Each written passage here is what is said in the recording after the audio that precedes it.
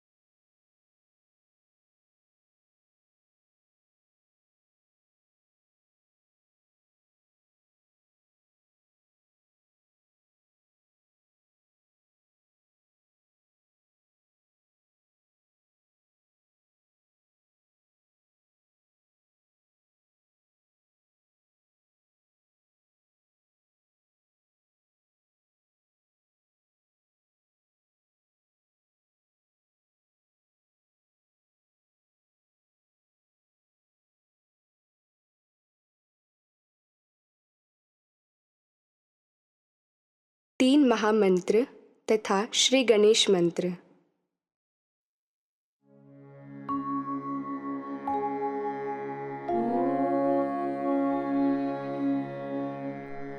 त्वमेव साक्षात्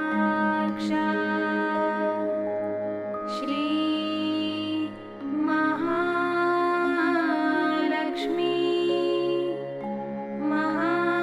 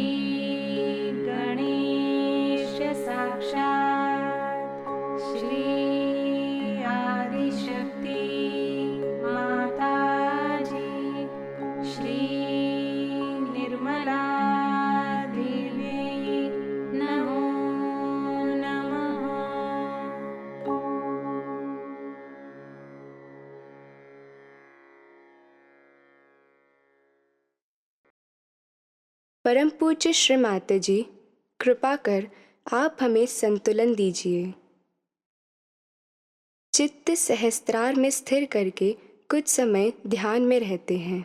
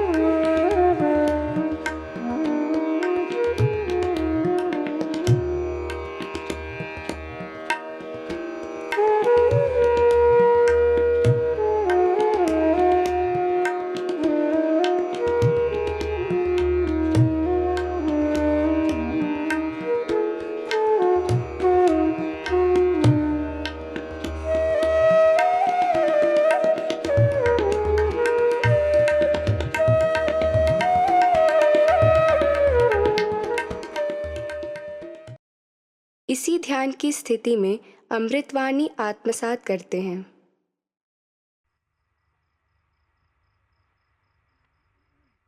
ये तो हमने सोचा भी नहीं था।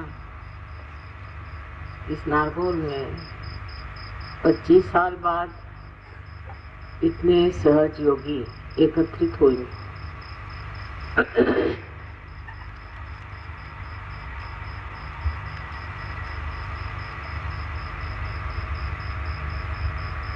जब हम यहाँ आए थे तो ये विचार नहीं था कि इस वक्त शस्त्राल खोला जाए। सोच रहे थे कि अभी देखा जाए मनुष्य की क्या स्थिति। मनुष्य अभी भी उस स्थिति पे नहीं पहुंचा जहाँ वो आत्म साक्षात्कार को समझ सके। हालांकि इस देश में साक्षात्कार की बात अनेक साधु संतों ने सिद्धों ने की है और इसका ज्ञान महाराष्ट्र में तो बहुत ज्यादा है। कारण यहाँ जो मध्य मार्गी थे, जिन्हें नाथपंथी कहते हैं, ये नाथ लोग, उन लोगों ने आत्म कल्याण के लिए एक ही मार्ग बताया था, आत्मबोध का।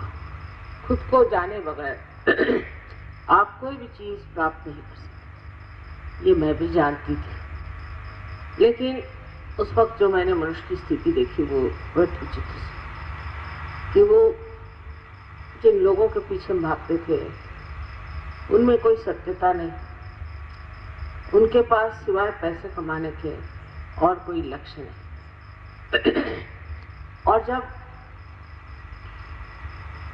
मनुष्य की स्थिति ऐसी होती है जहाँ वो सत्य को बिल्कुल ही नहीं पहचानता, उससे सत्य की बात कहना बहुत कठिन है। और लोग मेरी बात क्यों सुनेंगे? बार बार मुझे लगता था कि अभी और भी मानव को बढ़ना चाहिए, किंतु मैंने देखा कि कलयुग की बड़ी घोर यातनाएं लोग भोग रहे हैं। एक तो पूर्व जन्म में जिन्होंने अच्छे कर्म किए उन लोगों को भी वो लोग सता रहे थे जिन्होंने पूर्व जन्म में पूरे कर्म किए। उसमें ऐसे भी लोग थे जो पूर्व जन्म के कर्मों के कारण बहुत त्रस्त थे, बहुत तकलीफ में थे, और कुछ लोग ऐसे थे कि जो वही पूर्व जन्म के कर्म लेकर के राक्षसों जैसे संसार में, और वो किसी को छलने में, सताने में, उसकी दुर्दशा करने में कभी भी नहीं सकते। तो दो तरह के लोग तो मैंने देखे खास, एक जो पीड़ा देते हैं और एक जो पीड़ित। अब ये सोचना था कि इसमें से किसकी ओर नजर पर। जो लोग पीड़ा देते थे उस बहुत अपने को सोचते थे कि मैं संपूर्ण इंसान, परफेक्ट। उनमें यह कल्पना ही नहीं थी कि वो दूसरों को तकलीफ दे रहे, परेशान कर रहे। और दूसरे जो लोग पीड़ित थे वो बर्दाश्त कर रहे थे, शायद मजबूरी की वजह से हो, या उनको कभी भी ये मालूम ही नहीं था कि इस तरह की जो किया करता है उसका प्रतिकार करना चाहिए, उसका विरोध करना चाहिए। उस वक्त यही सोच रही थी कि मनुष्य कब ये सोचेगा कि हमें बदलना, हमारे अंतर एक परिवर्तन आना, क्योंकि दोनों भी अपने तरह से खुद को समझा बुझा कर चुके। कुछ लोग ज्यादा तकलीफ देते थे और कुछ लोग कम, और कुछ लोग ज्यादा तकलीफ बर्दाश्त करते थे और कुछ लोग कम। ऐसी समाज की स्थिति थी, चाहे वो भगवान के नाम पर हो, चाहे वो राष्ट्र के नाम पर हो, और चाहे वो राजनैतिक हो, या जिसे कहते हैं हम लोग इकोनॉमिकल हो। किसी की गरीबी तो किसी की बहुत अमीरी। इस प्रकार इस देश में एक तरह की छलना चल रही, जिसको कि मैं समझती थी जब तक मनुष्य बदलेगा नहीं, जब तक वो अपने को पहचानेगा नहीं, जब तक वो अपने गौरव और अपनी महानता को पाएगा नहीं, तब तक वो ऐसे ही काम करता। ये सब मेरे दिमाग में था ही बचपन से ही, और मैं ये सोच रही थी कि इस मनुष्य को समझना जरूरी है। तो पहले तो मैंने मनुष्यों का बहुत अभ्यास किया, तटस्थ रह के, साक्षी रूप रह करके मैंने समझना चाहा कि मनुष्य क्या, इसमें क्या क्या दोष, कौन सी खराबी, और किस लिए वो इस तरह सोच रहे। तब उस नतीजे पे मैं पहुंची कि मनुष्य के अंदर एक तो या तो अहंकार बहुत ज्यादा है, और या तो उसके अंदर है प्रति अहंकार, जिसे हम कहते हैं कंडीशनिंग बस। और इन दोनों की वजह से उसके अंदर संतुलन नहीं, बैलेंस नहीं। जब तक संतुलन नहीं आएगा तो कुंडलिनी उठेगी कैसे, ये भी एक बड़ा भारी प्रश्न। लेकिन जब मैं यहाँ नारकोल में आई तो वो कुछ विचित्र कारणों के कारण एक बहुत दुष्ट राक्षस यहाँ पर एक अपना शिविर लगाए बैठा, और उसने हमारे पति से तय करके कहा कि उनको जरूर भेजिए, उनको जरूर भेजिए। मुझे वो आदमी जरा भी पसंद, तो भी पति के कहने से मैं आई, और जिस बंगले में अभी रह रही शायद उसी में वास्तविक है, वहीं रहे। उससे पहले दिन की बात है कि मैं जब एक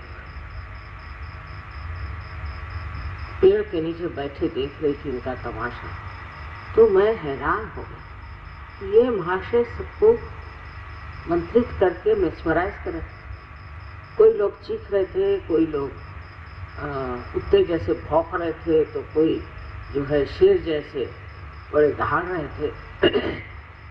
मेरी समझ में आ गया कि इनकी पूर्व योनियों में ले जा रहा है, और इनके जो कुछ भी सुप्त चेतन है, जिसे हम कहते हैं सबकॉन्शियस माइंड, उसको जगाना। तब मैं घबरा गई। मैंने ऐसे बहुत झूठे लोगों को भी पहले देखा था, ये करते क्या है, ये तो पता होना चाहिए ना कि ये करते क्या है, किस तरह से क्या धंधा करते हैं। और इन सबको मैंने एक चीज से देखा कि ये बड़े भयभीत लोग, इनके साथ बंदूकें रहती थी, इनके साथ इनके गार्ड्स रहते थे। मैंने सोचा कि अगर ये कोई परमात्मा का कार्य करते हैं तो उन्हें इन सब चीजों की जरूरत है। और बेतहाशा पैसा लूटे, करोड़ों में इन्होंने पैसे लूटे लोगों से, झूठ बोल। तो ये तो दो बातें मेरी नजर में आई और मैंने सोचा ये तो कलयुग की ही महिमा है कि ऐसे दुष्ट लोग अब भी पनप रहे हैं। तब इसका इलाज यही है कि मनुष्य की जो चेतना है जागृत हो, उसके अंदर सुबुद्धि आ जाए और वो समझ ले कि ये सब गलत चीज है और ये सब करने से कोई लाभ नहीं। इसलिए मैंने ये देखा कि जिस समाज में मैं रहती थी उस समाज में लोग हर मिनट ऐसा काम करते थे जिससे उनका नाश हो, जैसे शराब पीना, औरतों के पीछे भागना और तरह तरह की चीजें, और बहुत ही ज्यादा पैसे का लगाव उन लोगों में। और बात करते वक्त वो लगता नहीं था कि वो नेचुरल बात कर रहे, कुछ अजीब सा बन-ठन के ड्रामा करके बात कर। मैं सोचती थी मनुष्य को क्या होता है, ऐसे क्यों गुलामी में फंसा हुआ है और इस तरह के गलत काम कर रहा है। लेकिन मैं किससे कहती, मैं तो बिल्कुल अकेली। उस वक्त जब हम यहाँ आए तो यही मेरी एक उलझन थी कि क्या किया।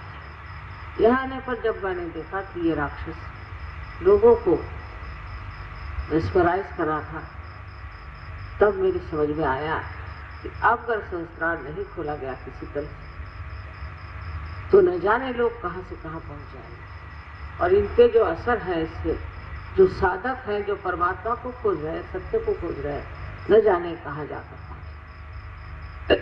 तब जब देखने के बाद दूसरे दिन सवेरे मैं रात भर वहीं समुद्र के किनारे रही, अकेली थी, बड़ा अच्छा लगा, कोई कुछ कहने वाला नहीं। और तब मैंने ध्यान में जाकर अपने अंदर देखा और सोचा अब शस्त्रार्थ खोला गया। और जैसे मैंने इच्छा की कि अब शस्त्रार्थ का ब्रह्मरंध्र खुल जाए, ये इच्छा करते ही कुंडलिनी को मैं अपने अंदर देखती क्या हो कि जैसे टेलीस्कोप होता है उस तरह से वो खट खट खट खट खुलती हुई चुप से। उसका रंग ऐसा था जैसे ये जितने भी यहाँ पर आपने ये लगाए हुए हैं, इन सब दियों का रंग मिला लीजिए इस तरह, जैसे कि जब लोहा तपता है तो उसका रंग होता। और तब मैंने देखा कि उसके अंदर उस कुंडलिनी का जो बाहर का यंत्र था उस तरह से खुलता गया। हर एक चक्र पे खट खट आवाज आई और कुंडलिनी ने जाकर और ब्रह्मरंध्र को छेद दिया। सो मेरे छेदने की तो कोई बात नहीं थी, लेकिन मैंने देखा कि विश्व में अब बहुत आसान हो जाए। और उस वक्त मुझे ऐसे लगा कि ऊपर से जो कुछ भी शक्ति थी वो मेरे अंदर पूरी तरह से एक ठंडी हवा जैसे चारों तरफ से आ गई। तब मैं समझ गई कि अब कार्य को शुरू करने में हर्ज है, क्योंकि जो उलझन थी खत्म हो गई और निश्चिंत,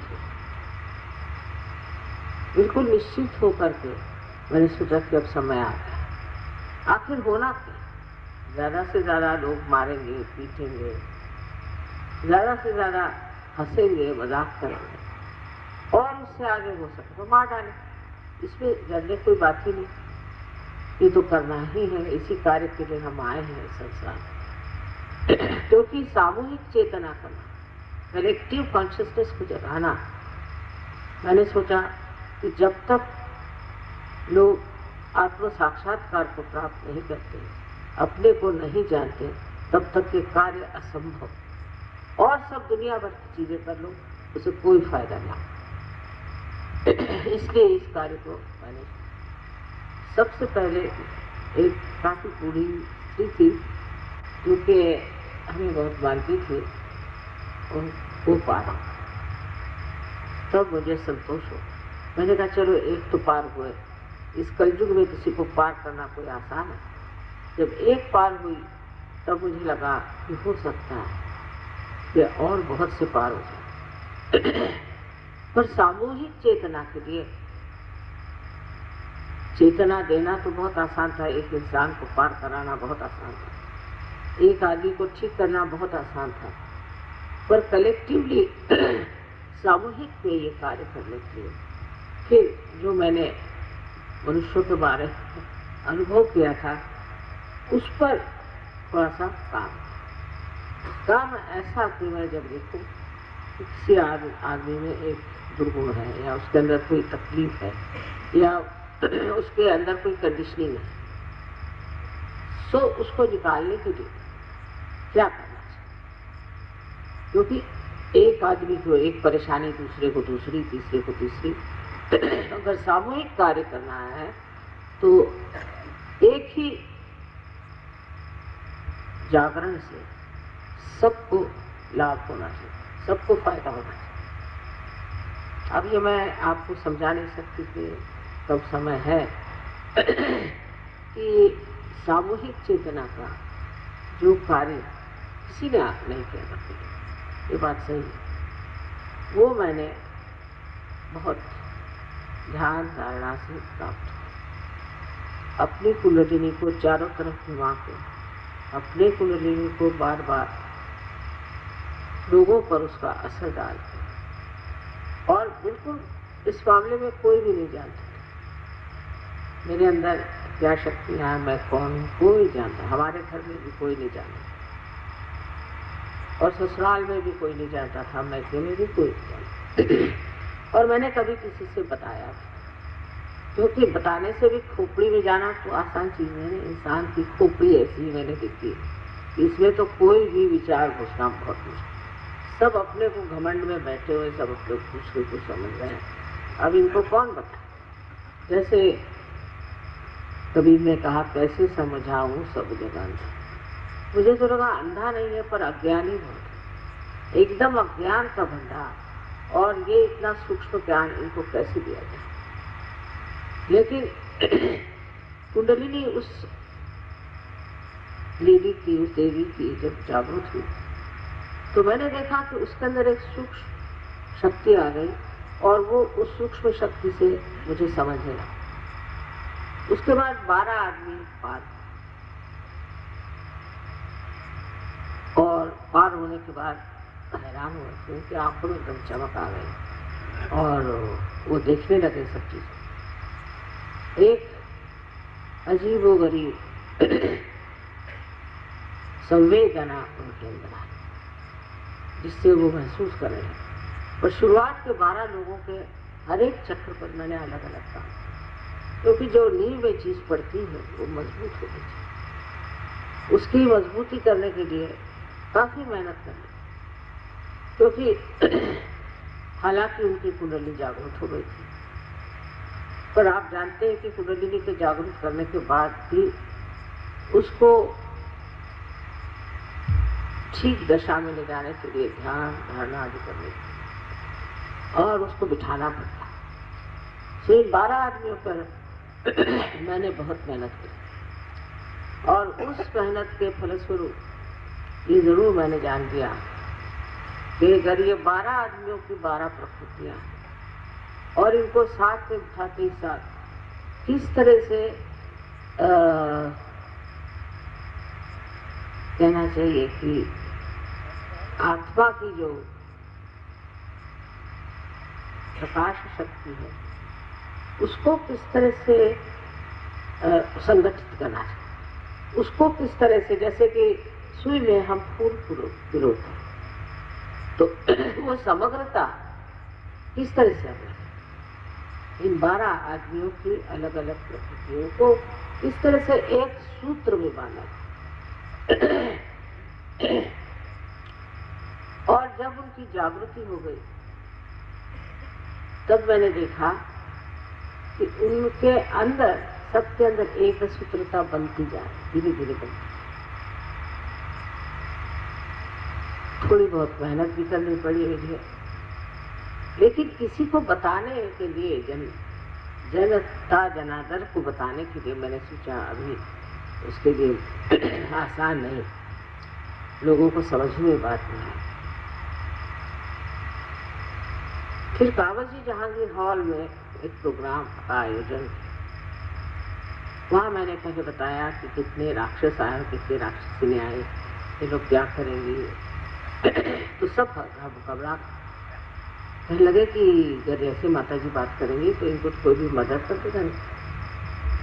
तो सबने कहा, मुझसे बताया कि ऐसे बातें आप मत करिए, नहीं तो बड़ी मुश्किल हो जाएगी। मैंने कहा अभी तक तो मुझे मारने वाला कोई पैदा नहीं और आप लोग निश्चिंत रहिए।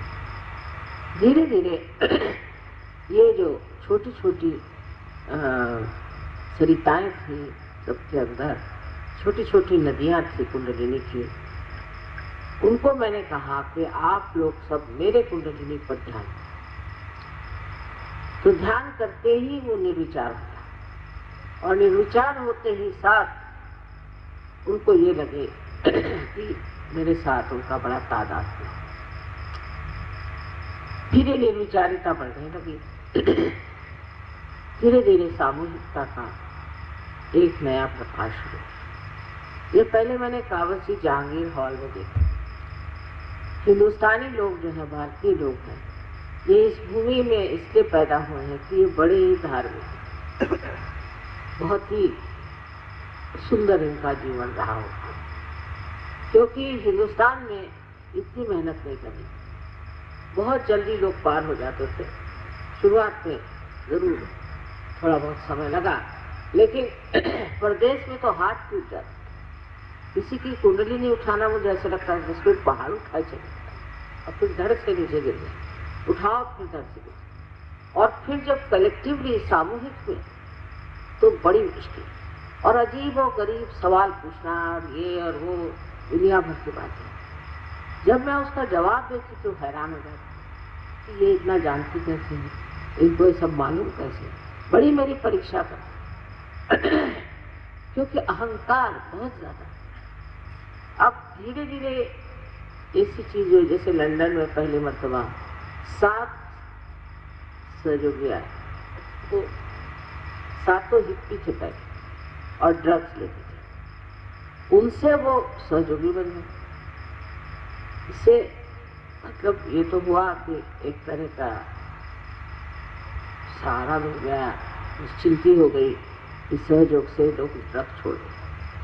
लेकिन अब ये ड्रग एडिक्ट्स को चुकाने लगाना कोई आसान है, उसे एक अच्छा ही, क्योंकि उन पर जो हमने मेहनत करी उससे एक अनुभव आ गया कि कठिन से कठिन भी कोई इंसान हो, जब उसकी इच्छा होती है कि उसे योग प्राप्त होना चाहिए, उसे आत्मज्ञान होना चाहिए, इच्छा मात्र अगर हो तो वो पार हो जाए।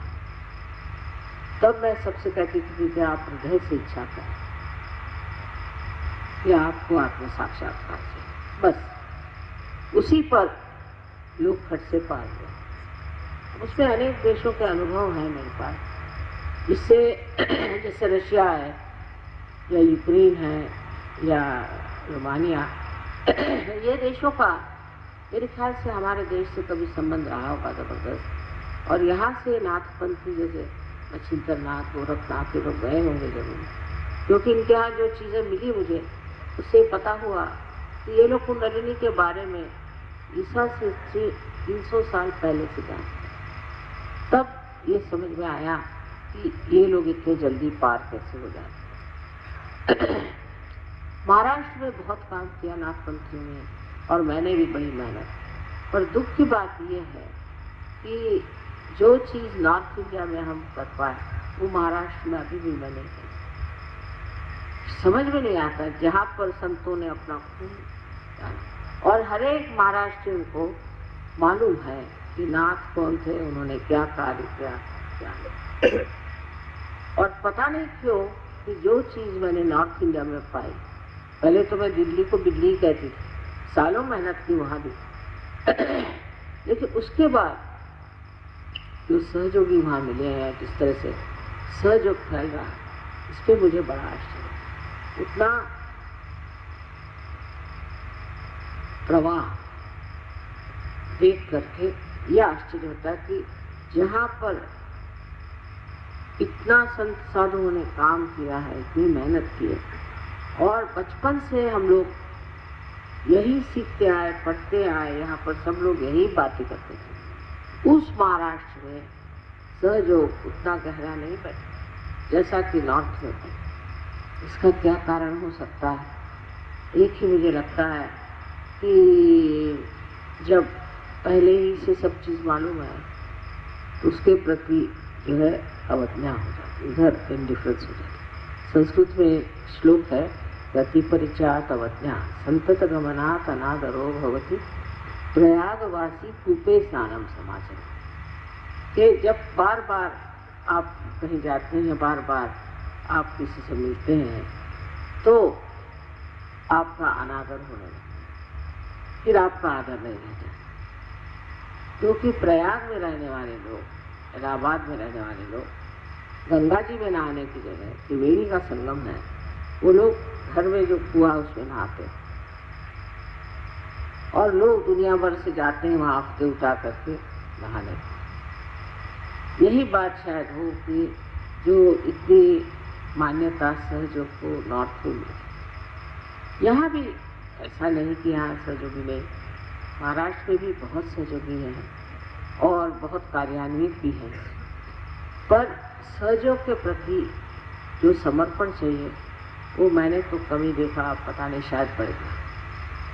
समर्पण का मतलब है कि हमें सहयोगी पद जो मिला है, उस सहयोगी पद को हम किस तरह से इस्तेमाल, वो सिर्फ हम अपने ही लाभ के लिए, अपनी तकलीफ के लिए, अपने ही परिवार के लिए सोचते हैं या सारे संसार के लिए सोचते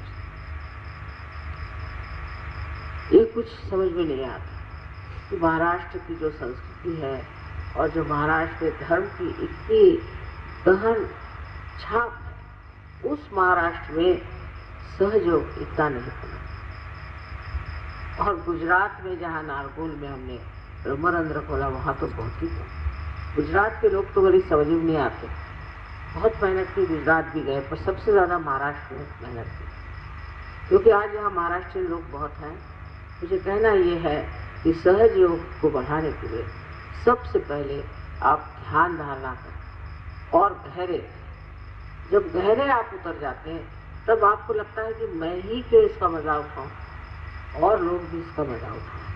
और जब ये भावना अंदर आती है तो सहयोग फैलता है, और उसके बाद मनुष्य जो है अपने जीवन में यही सोचता है कि दूसरों को सुख देना, दूसरों को आनंद देना, इससे बढ़ के और कोई चीज़, और सब चीज़ों को भूल जाता। ये जब होता है तब सहयोग बढ़ता है। रात दिन वही चिंतन, रात दिन वही सोचना, इसमें मज़ा आता है। आज यहाँ देखकर मैं बहुत खुश हुई कि सारे दुनिया से यहाँ लोग आए। इसके अलावा और भी लोग जो कहना चाहिए कि परदेश से तो आए हैं, अब यहाँ के लोग आए हैं, और दिल्ली वगैरह से दिखते लोग हैं। ये कम से कम एक बड़ी मुझे आनंद की बात लगती है कि इस कठिन जगह आप लोग कैसे सब पहुँचे। ये तो प्रेम की महती है, और ये सिर्फ प्रेम में आप लोग, ये बहुत बड़ी चीज़ है। लेकिन इसमें बस फर्क ये है कि जिस तरह से सहयोग, अब देखिए कोल्हापुर में कितनी मेहनत की, कोल्हापुर में बहुत मेहनत की, लेकिन कोल्हापुर में सहयोग बहुत कम।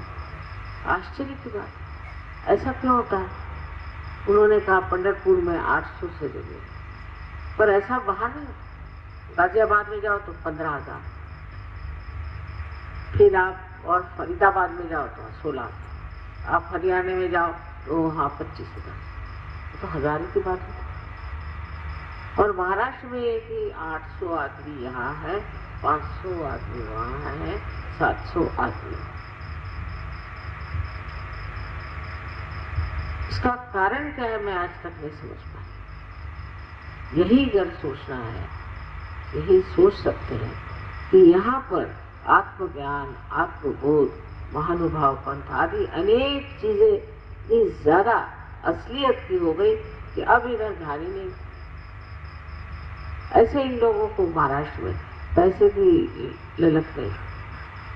जैसे आपको गुजरात में, उत्तर प्रदेश में भी, उत्तर भारत में भी काफी पैसों के, महाराष्ट्र में बात सुबह से शाम वो भगवान के 4 बजे उठ करके ध्यान करना, ये करना, वो करना चले, पर उसमें एक तरह की मैकेनिकल बात है। उसमें हृदय से करें, भक्ति से करें और उस भक्ति को बांटने की कोशिश करें। ये महाराष्ट्रियंस को करना चाहिए। माना मैंने कि महाराष्ट्र में ही हमारे गणपतिपुरे का प्रोग्राम होता है और महाराष्ट्र में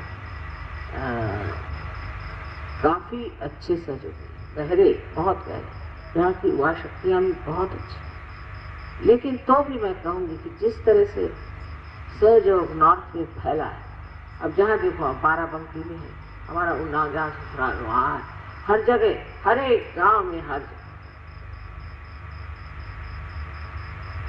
जहाँ एक आदमी पहुंच गया सबसे, जैसे कोई सूखी हुई लकड़ी रहती है, उसमें जरा सी चिंगारी पड़ जाए तो आग लग जाती, इस तरह से ये आखिर किस कारण इतने जोरों में बह रहा है समझ में नहीं आता। और जो हो जाते हैं वो कोई सवाल नहीं, कुछ नहीं। पर महाराष्ट्र में सवाल बहुत कुछ है, क्योंकि पोथियां सब पड़ बैठे हैं घर में, रोज एक एक को आप देखिए किसी महाराष्ट्र में क्या कम से कम 10 गुरुओं का फोटो, उसमें से सच्चे शायद 1-2 ही हो, और सब तरह की मूर्तियां। गणेश जी का वास यहाँ, 4 यहाँ गणेश जी बैठे, जैसे कहने चाहिए कि वैसे तो अष्टविनायक कहते हैं, पर 4 मैं इसलिए कह रही हूँ कि एक गणेश के 2 एस्पेक्ट या 2 तरीके विशेष अलग अलग यहाँ। अब उसके बारे में महाराष्ट्र जानते हैं, वहाँ जाएंगे, गणेश पूजा करेंगे, वो फिर यहाँ पर 3 देवियों का प्रादुर्भाव, ये सब होते हुए भी वहाँ जाएंगे, मंदिरों में जाएंगे, महालक्ष्मी मंदिर में जाएंगे, रोज वो सब करें। और अब जब सहयोग में आए हैं तो अब छुट्टी हो गई, कुछ भी नहीं कर रहे। ये बड़े आश्चर्य की बात है आज, क्योंकि यहाँ बहुत से महाराष्ट्रियन आए हैं। मैं बताना चाहती थी कि देखिए दिल्ली से न जाने कितने लोग, इतने लोग कभी भी महाराष्ट्र से कहीं नहीं गए। मराठी में इनको घर कोमड़े कहते हैं, माने वो बस अपने देश में। बम्बई वाले आपको कभी नहीं दिखाई देंगे पूना में जाता, और पूना वाले तो उनको एक तरह का गोंद चिपका। मैं इसलिए कह रही हूँ ये सब बात खुले आम कहने से कभी कभी ठीक हो जाए। खुले आम कहना पड़ा कि महाराष्ट्र में जो सहयोग का ठिकाना हुआ है, उससे तो इनके आठौले जो हैं वो अच्छे बकते हैं सिर्फ, लेकिन लाखों लोग आए। गुजरात का तो क्या है, इनके तो ऐसे ऐसे गुरुओं को पकड़े, पर महाराष्ट्र को क्या, जिसमें रामदास स्वामी ने सब गुरुओं की चर्चा की और उसमें बताया है कि इतना ही नहीं, सबसे तो बढ़ के मैं कहूँगी ज्ञान देव ने इतना साफ सहयोग समझाया है, रोज वही गाते हैं ना। और नामदेव ने जो लिखा हुआ है जो गुआ का गाना, वो रोज देहातों में गाते कि हमको माँ तुम योग दो, पर वो योग करने के लिए उनके फुर्सत नहीं। आप किसी गांव में जाओ, वहाँ खूब भीड़ हो जाए जब मैं जाऊँ, उसके बाद अगर 2 आदमी भी मिल जाए तो बढ़िया रहा। तो मैं ये कहूँगी कि महाराष्ट्र लोगों को चाहिए कि कुछ इन लोगों के लिए प्रार्थना करें, हवन करें, कुछ न कुछ ऐसी सामूहिक चीज करें, इससे महाराष्ट्र की जागृति वैसी हो जाए जैसे उत्तर भारत में हुई, जैसे कि रशिया में। वैसे समर्पित जो है वो बहुत अच्छे हैं, लेकिन अभी सहयोग क्यों बढ़ता नहीं, ये मेरी समझ में नहीं आया। बहुत धीरे धीरे कोल्हापुर जगह में न जाने कितनी बार पूजाएं हुई, देवी का मंदिर बहुत सुंदर है, सब कुछ है, पर वहाँ पर इतनी गहनता नहीं। उसके लिए सामूहिक रूप से सब लोग ध्यान दें, क्योंकि महाराष्ट्र बहुत बड़ा देश है, बहुत ऊंचा देश है, और धर्म की दृष्टि से जो है सो है, पर आध्यात्म की दृष्टि से बहुत ऊंचा देश है। और इसलिए सबको चाहे कि वो महाराष्ट्र के लिए थोड़ी सी जागृति की बातचीत है। ऐसे कोई झगड़ा नहीं है, कोई परेशानी नहीं है, लेकिन जो सहयोग बढ़ना चाहिए वो न जाने आज तक तो इतना बढ़ा नहीं, हो सकता है आगे चलते जाए। अब जो आप लोग इतने यहाँ आए, इससे न जाने क्यों ये एक अजीब तरह की अनुभूति हुई कि किस तरह से 25 साल में इस छोटी सी जगह में आप लोग आए। 25 साल तक हमने मेहनत की, ये मैं बात मानती, मेहनत बहुत की, पर 25 साल के बाद इतने लोग इस नारगोल का महत्व समझेंगे और यहाँ आएंगे, ये बड़ी आश्चर्य है। नारगोल हमारे सहयोग में मतलब होता है शस्त्रार्थ। और जब मैं यहाँ आई, यहाँ की वनस्पति देख के वगैरह बहुत तबीयत खुश हो गई, और एकदम अंदर से जैसे लगा कोई प्रकृति की किसी बड़ी भारी आशीर्वादित जगह हम आए, बहुत अच्छा। और जब वो तो मई का महीना था, लेकिन मुझे बिल्कुल नहीं गर्मी लगी हुई थी। जब सहयोगी आते हैं तो ठीक है, उनकी गर्मियाँ में खींचती रहती, लेकिन वहाँ यहाँ तो कोई सहयोगी नहीं थे, उनकी गर्मी कुछ गर्मी नहीं लगी। और जब शस्त्रार्थ तोड़ा तो मैंने देखा कि कोई इसके बारे में कुछ जानता ही नहीं है। ज़्यादातर गुजराती लोग थे, उसमें महाराष्ट्रियंस कम थे, और महाराष्ट्र में ही जो चीज़ इतनी खुल करके लिखी, कितनी ही किताबें आप देखिएगा महाराष्ट्र में, असली किताबें हैं, उसमें झूठ नहीं, जो सत्य है वही लिखा हुआ है, चक्रों पे लिखा हुआ है, कुंडलिनी पे लिखा हुआ है, सब कुछ इतना लिखने पर भी यहाँ उस ज्ञान को प्राप्त करने के बाद लोग उसका इस्तेमाल करें तो न जाने कितना बढ़ सकता, कितना यहाँ सहयोग बढ़ सकता। अब हमारी जो सहयोग की प्रणाली है वो इतने लोगों में फैल गई, इतनी गहरी पहुंची, जो आप ड्रामा देखो से समझ गए। इस ड्रामा में उन्होंने दिखा दिया अपने दिमाग से सोच करके कि माँ क्यों आई। कि सब लोगों ने कहा कि हमने बहुत मेहनत करी, हमने पूरी कोशिश करी कि इंसान जो है वो आध्यात्म में आ जाए और परमात्मा की ओर उसकी नजर जाए और उसको किसी तरह से योग प्राप्त हो, और कुछ चीज बनी नहीं। इसलिए अब हम देवी से कहते हैं कि तुम ही अवतरण लो, आदिशक्ति से कहते तुम ही अवतरण लेकर के जो तुमने ये संसार बनाया है उसको ठीक है। बिल्कुल पते की बात, इसमें कोई शक। और हुआ भी ऐसे और बना भी ऐसे, सारा जो कार्य है इस तरह से बड़े सुचारू रूप से बन रहा।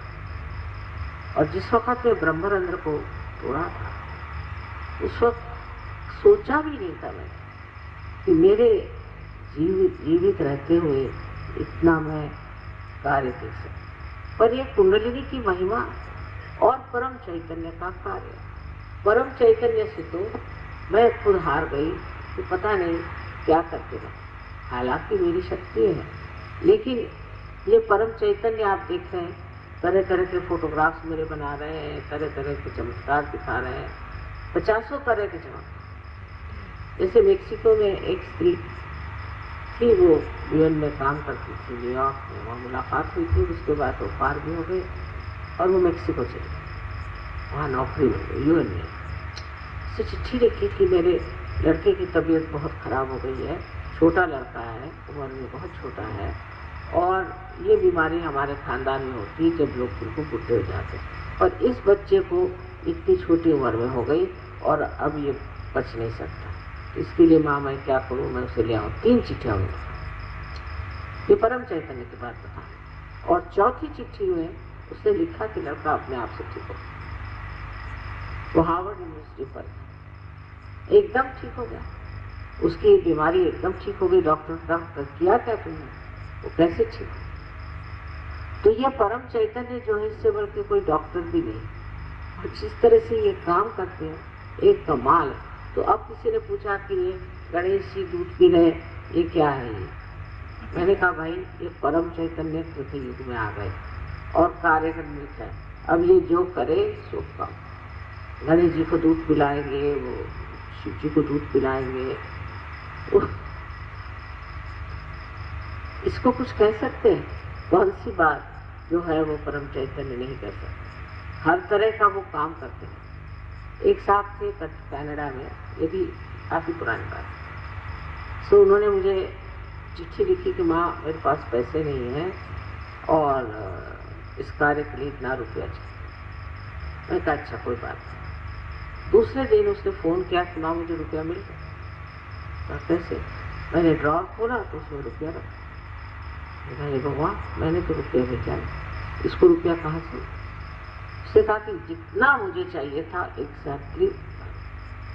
ऐसे तो बहुतों को अनेक अनुभव आए, अनेक अनुभव आ रहे हैं, क्योंकि परम चैतन्य जो है वो आशीर्वाद स्वरूप, हर जगह आपको आशीर्वाद, शांति देगा, प्रेम देगा, हर तरह को आपको संभालेगा, सब कुछ है। लेकिन उनकी जो चाल है ना, उसमें बहुत स्पीड आ गई। मेरे खुद ही नहीं समझ में आता कि ये इतने कार्य कैसे करते। अमेरिका जैसी जगह जहाँ के लोगों को बिल्कुल भी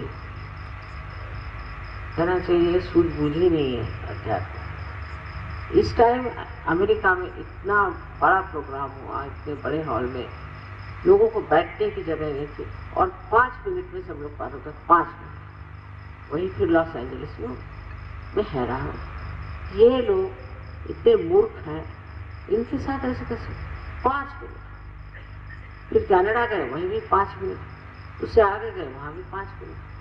कुछ समझ में आए नहीं क्यों क्या। तो परम चैतन्य की कृतियां भी बढ़ गई हैं, इतने तरह तरह की हो गई हैं कि कोई समझ नहीं सकता क्या बात है, और ये किस तरह से घटित होता है। अगर कोई मुझसे पूछे तो मैं तो मुझे बोलूँ। अब किसी ने मेरा फोटो दिया कि मैं चाहती हूँ कि जिस तरह से माँ के बारे में कहा जाता है कि उनके चरणों में चांद और सर पे सूरज, वैसा फोटो मुझे। और वाकई में ऐसा फोटो आप लोग जिस चीज़ की इच्छा करें वो हो जाए। इसको क्या कहना चाहिए, इस परम चैतन्य की अपनी शक्ति जो है इतनी सुचारू रूप से चलती है और इस कदर जानती है, हर एक की तकलीफ परेशानियाँ बड़े प्यार से दुलार से उसको ठीक करती है। इस परम चैतन्य की जो गति है, आज तक तो आपने आदि शक्ति की पूजा की है, उसी वक्त आपने उस परम शक्ति की भी, इसे की परम चैतन्य कहते हैं, रूह कहते हैं इसकी पूजा। यहाँ पर जब मैं आए तो मैंने उसी का प्रादुर्भाव सब जगह देखा और सोचा कि यहाँ कुछ न कुछ देवी ने आशीर्वाद दिया हुआ है पहले ही, और वाकई में यहाँ इतने जल्दी खट से जो कार्य हुआ, इतना बड़ा, इतना महान, वो मेरी समझ में नहीं आई कि ऐसा इतने जल्दी क्यों हो। ये वही परम चैतन्य। अब कहिए कि मेरी शक्ति है, लेकिन मैं ही मेरी शक्ति को नहीं जानती हूँ, ऐसा हाल हो। इतने जोरों में दौड़ रही है कि समझ में नहीं आता कि अब क्या करेगी और आगे क्या। मतलब ये है कि ये जो शक्ति है ये इतनी अब आतुर है, इतनी लालायित है कि संसार में ये जो विश्व का परिवर्तन है, ग्लोबल ट्रांसफॉर्मेशन है, उसको करने में बिल्कुल देर नहीं करना।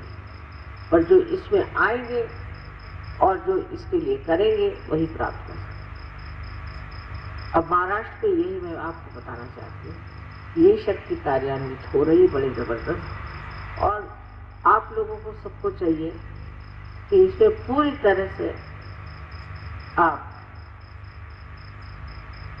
जान ले, समझ ले, इस शक्ति की जो कार्य करने की प्रणाली है उसे समझें और उसके माध्यम से आप काम कर सकते हैं। अगर वो आप इस्तेमाल करना शुरू कर दें इस शक्ति को, तो हर कार्य को आप कर सकते हैं। अगर कोई आदमी आपको सता रहा है तो उसको भी एक तरह से बंधन दे सकते हैं, कोई कार्य करना हो उसको बंधन दे सकते हैं, सिर्फ बंधन। और बंधन में क्या करते हैं, आपकी ये जो शक्ति आपके अंदर से बह रही, उस शक्ति को ही आप लपेटते हैं और उस शक्ति को, उस जो भी आपको प्रश्न है, जो भी आपके लिए एक प्रॉब्लम है, उसको आप बंधन दे देते, वो शक्ति उस पर कार्यान्वित होती। आपके पास ये शक्ति, आप इतने शक्तिशाली हैं, अगर आप इसको इस्तेमाल करें तो न जाने कहाँ से कहाँ। पर मनुष्य खोया और पार होने के बाद भी अभी जब तक हम लोग इसको वो चीज़ विशेष न समझे, तब तक सहयोग फैलना बड़ा मुश्किल। रूमानी आदेश जिन्होंने कभी सुना ही नहीं कि आदिशक्ति नाम की क्या चीज़ है, ऐसा मैं सोचती हूँ, वहाँ सहयोग इतने जोर से फैले, बड़ा आश्चर्य। वहाँ 5000 सहयोगी एक शहर, अब तो और बढ़।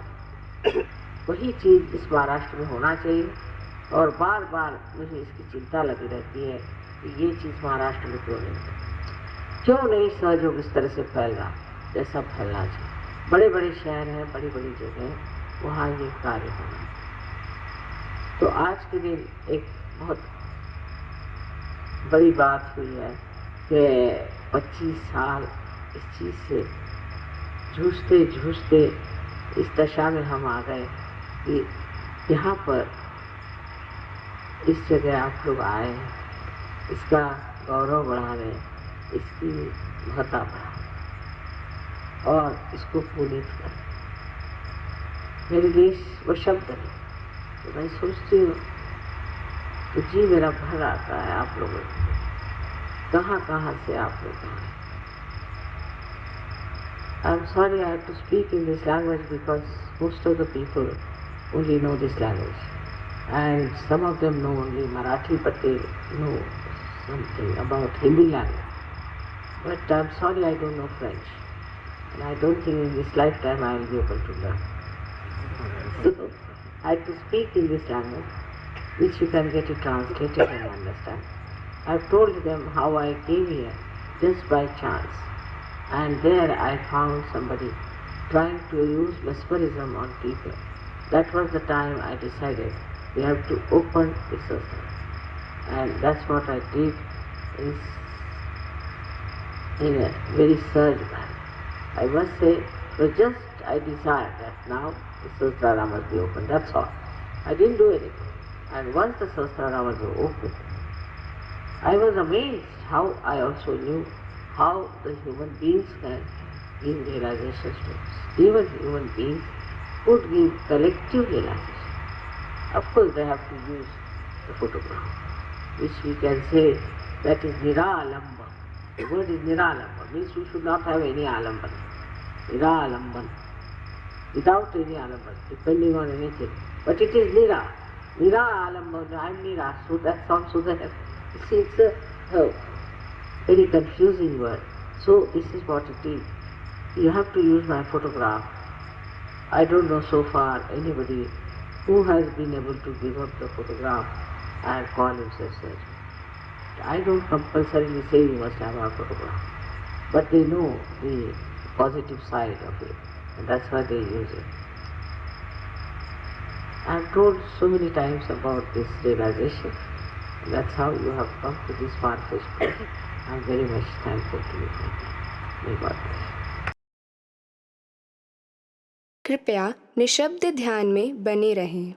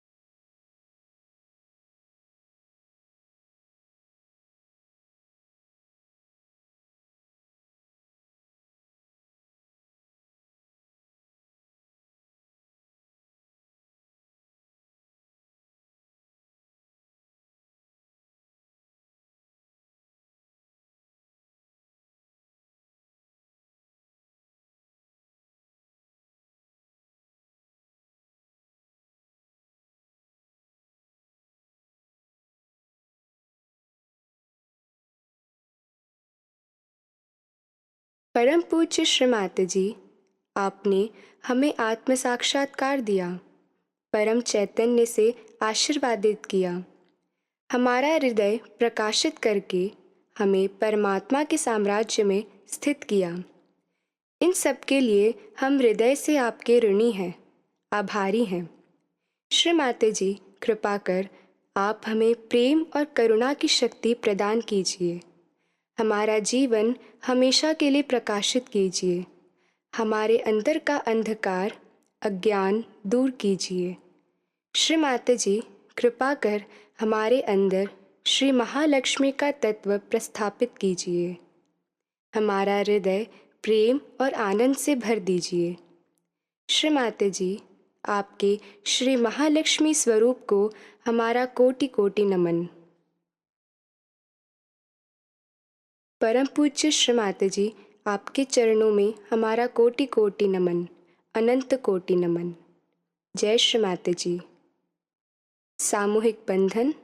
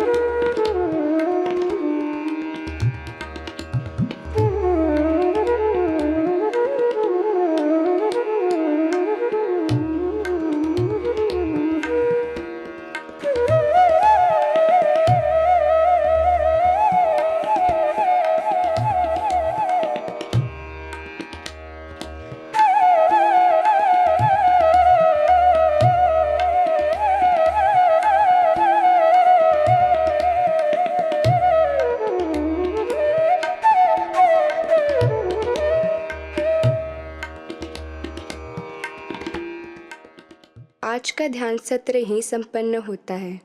जय श्री माता जी।